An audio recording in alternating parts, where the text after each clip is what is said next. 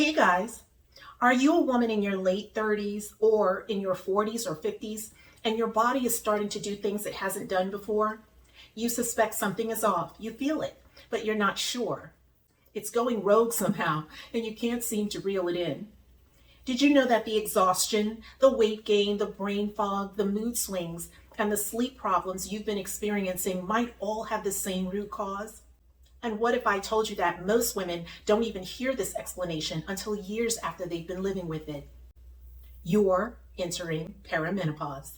In this video, I'm going to walk you through the 8 most common perimenopausal symptoms and what is actually causing each one. So if you're ready, let's get started.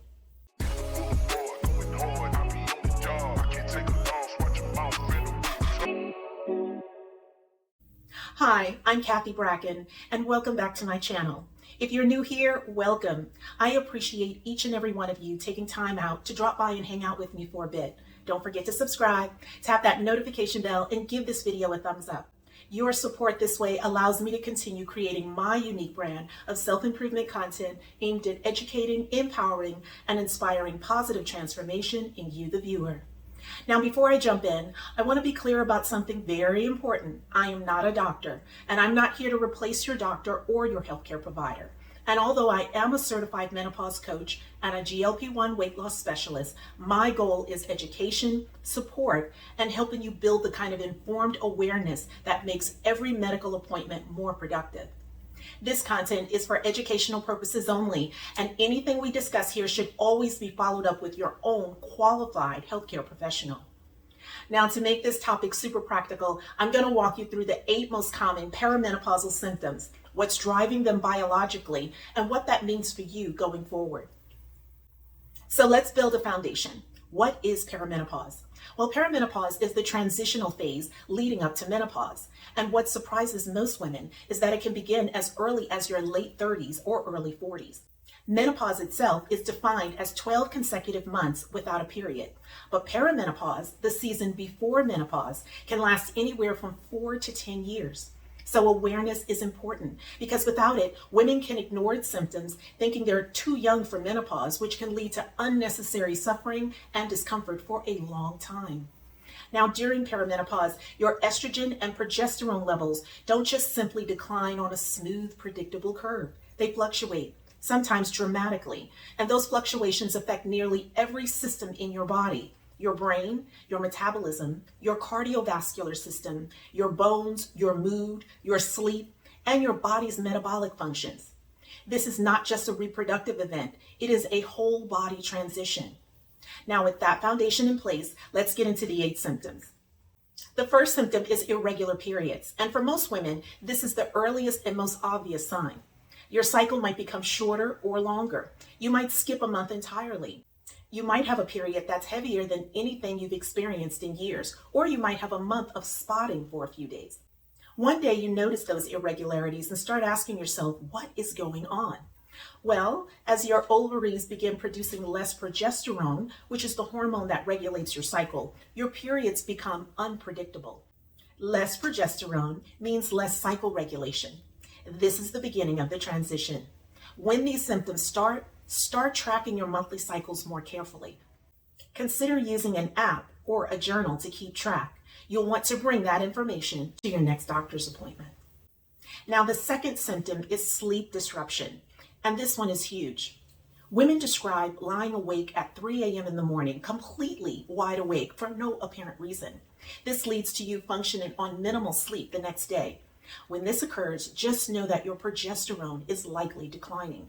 Progesterone has a natural calming, sleep-promoting effect on the brain. So as it declines, your sleep quality declines with it.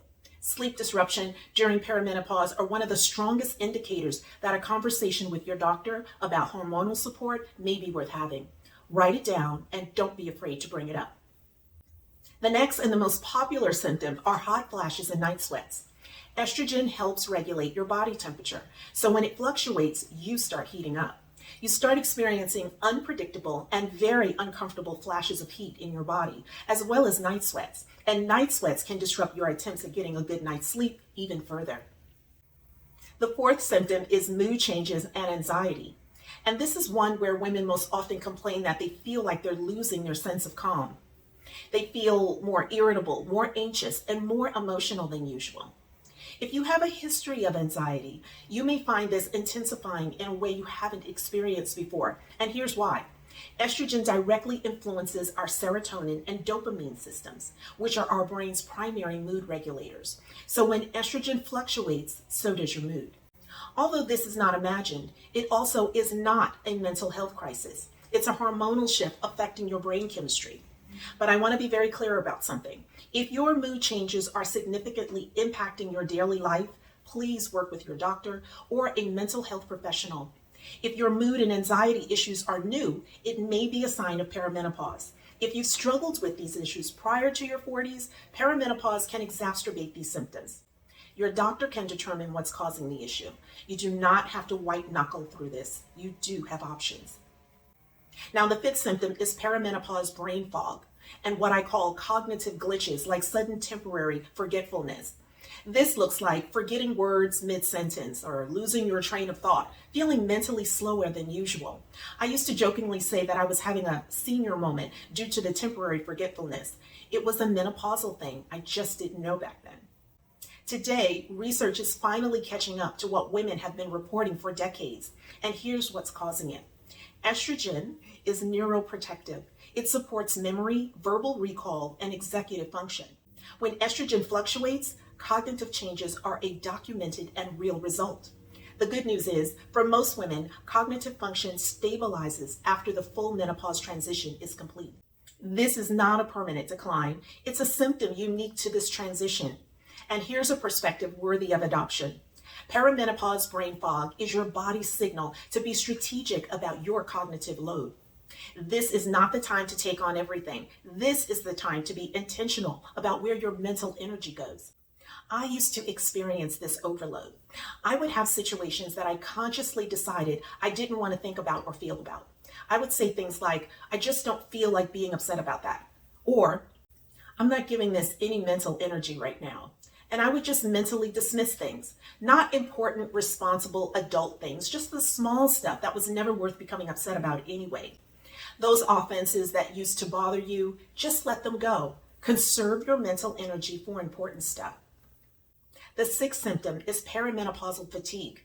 And I'm not talking about ordinary tiredness. I'm talking about that bone-deep, unshakable exhaustion that no amount of sleep seems to fix. Poor sleep quality compounds with the metabolic changes perimenopause brings. Your cells are becoming less efficient at energy production. Layer on top of that the emotional labor of navigating an uncharted transition, often while still managing careers, families, and possibly aging parents, and the fatigue makes complete sense. This fatigue is real. It is not just in your head. And it is one of the primary reasons why metabolic health is a central theme in this series, because addressing metabolic dysfunction can significantly impact your energy. And we're going to go deep into that in an upcoming video. Now, the seventh symptom is one we all hate. It's the perimenopausal weight gain, and specifically the metabolic shift that drives it. Many women notice weight accumulating around the midsection in a way that feels completely different from any other weight gain they've experienced before. You haven't changed what you eat, you're still active and exercising, and no amount of sit-ups, crunches, or planks seem to help. That belly fat takes on a life of its own. It seems to double down in its determination to stay and keep growing. And here's why. Estrogen plays a crucial role in how our body distributes fat. As estrogen declines, your body preferentially stores fat in the abdominal region. This is directly connected to metabolic health, specifically metabolic syndrome, which includes changes in your blood sugar regulation, insulin sensitivity, and inflammatory markers. This belly fat weight gain can make us feel self-conscious and very unattractive, but it is not a vanity issue. It is a metabolic health issue. The choices you make during this transition window can have a profound impact on your health for the next 30 years or more. I'll be dedicating an entire video in the series specifically to the topic of metabolic health in this season of menopause. And finally, the eighth symptom, joint pain and other physical changes. This one surprises a lot of people because these are almost always considered due exclusively to aging. Aching joints, dry skin, thinning hair, changes in bone density. Do any of these sound familiar? Well, estrogen is the common thread. Estrogen has anti-inflammatory properties. It supports collagen production. It protects bone density. And as it declines, all of those systems feel the impact. Joint pain during perimenopause, apart from some pre-existing chronic condition, is hormonally driven. And it is not the beginning of an inevitable decline. It's a signal that your body needs some specific support. And one of the most powerful intervention tools available to you right now is strength training. Strength training supports your muscles, your bones, your joints, your metabolism, your mood, and your brain. Strength training is one of the most evidence-based interventions for this season. Now, if this video is finally giving you the explanation about what your body is doing in a way that you understand, please subscribe and tap the notification bell right now, because this is just video 1 of the full series on menopause and metabolic health. And I promise you, the information in this series could genuinely change how you navigate this transition. So you're not going to want to miss any videos. And there's a free resource in the description below called the Menopause Health Starter Kit. It's a 3-part resource that contains a menopause health audit and 2 doctor appointment questionnaire checklists for you to ask your doctor during your HRT and or GLP-1 appointments. Download it. It is my gift to you. Be encouraged, ladies. Perimenopause is not a medical emergency. It's a biological transition. The symptoms we cover today, the irregular cycles, the sleep disruption, hot flashes, the mood changes, the brain fog, the fatigue, the weight shifts, and joint pain, these are not signs that your body is failing you. These are signs that your body is changing. You have likely already walked through a door that automatically opened like a retail store. You entered a transition that didn't have a big sign out front, and unfortunately, there's no exit. And like Dorothy in The Wizard of Oz, there's no going back. You, my sister, must now follow the yellow brick road to get the information to navigate your journey. This perimenopause season represents great change. And while uncomfortable, it is very manageable.